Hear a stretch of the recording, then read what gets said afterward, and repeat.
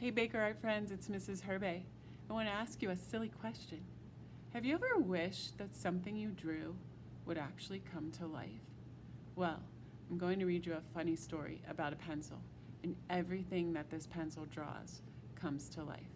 I hope you enjoy it, and then afterwards I'm going to talk to you about a fun activity that we're going to do based upon the story.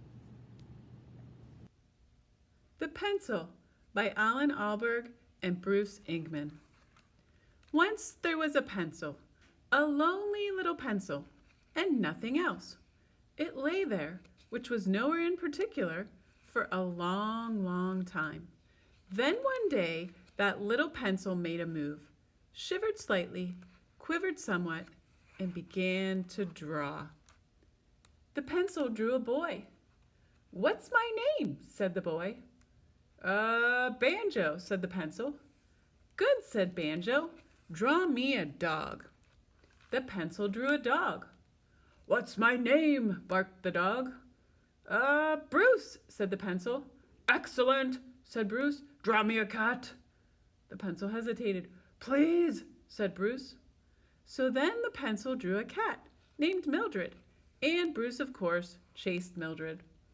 And Banjo chased Bruce, round and round the house, which the pencil drew, up and down the road, which the pencil drew, and in and out of the park, which the pencil drew.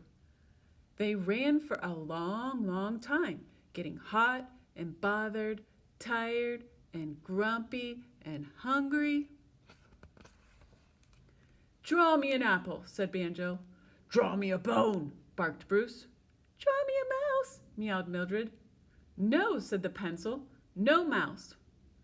"All right, cat food then," meowed Mildred. Only then. "We can't eat this." "Apple," yelled Banjo. "Bone," barked Bruce. "Cat food," meowed Mildred. "It's black and white." The pencil hesitated, frowned, looked thoughtful for a while, and drew. "A paintbrush." "What's my name?" said the paintbrush. Kitty," said the pencil. "Splendid," said Kitty. "How can I help?" After that, Kitty painted the apple and the bone and the cat food. She painted Banjo and Bruce, but not Mildred. Mildred was a black and white cat anyway. She painted the house and the road and the park. "What next?" cried the now cheerful and excited pencil. "Anything," yelled Kitty. She was excited too. "You draw and I'll color it." Banjo got a little sister named Elsie, and a mom and dad named Mr. and Mrs., some grandmas and grandpas, 3 or 4 cousins, and an Uncle Charlie. Bruce got a friend, an Airedale named Polly, and a ball. "What's my name?" said the ball. "Don't be silly," said the pencil. The ball made a sad face. "All right then, Sebastian," said the pencil. Then, all of a sudden, trouble. Banjo kicked Sebastian, into the air and broke a window. Polly ran off with Bruce's bone. "What's my name?" said the bone. One of Mildred's kittens, which she had just asked for, got stuck up a tree, and everybody was grumpy and started to complain. "This hat looks silly," said Mrs. "My ears are too big," said Mr. "I shouldn't be smoking a pipe," said a grandpa. "Get rid of these ridiculous sneakers," yelled Elsie.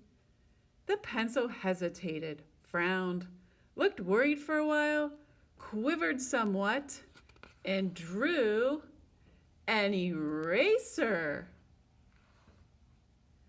After that, the eraser, as you might expect, rubbed things out, hats and ears and such.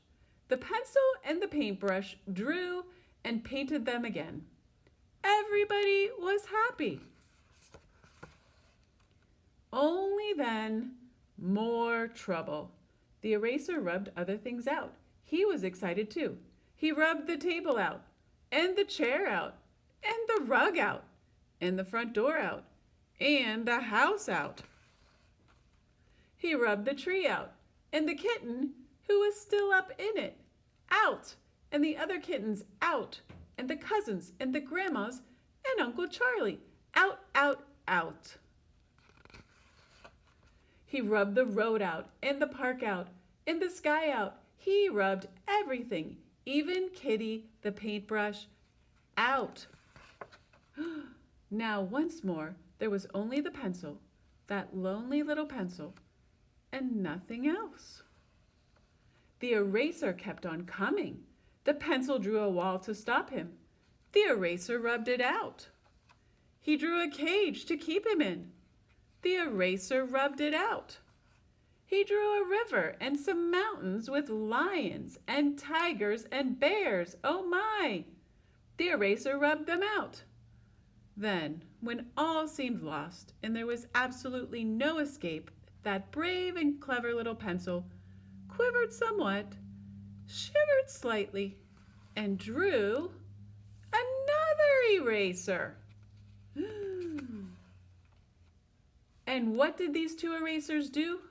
Their names were Ronald and Rodney, by the way. Yes, of course, as you will surely guess, they rubbed each other out. After that, of course, the pencil drew Banjo and Bruce, Mildred and the others all over again, and Kitty, he drew her as well, colored them in.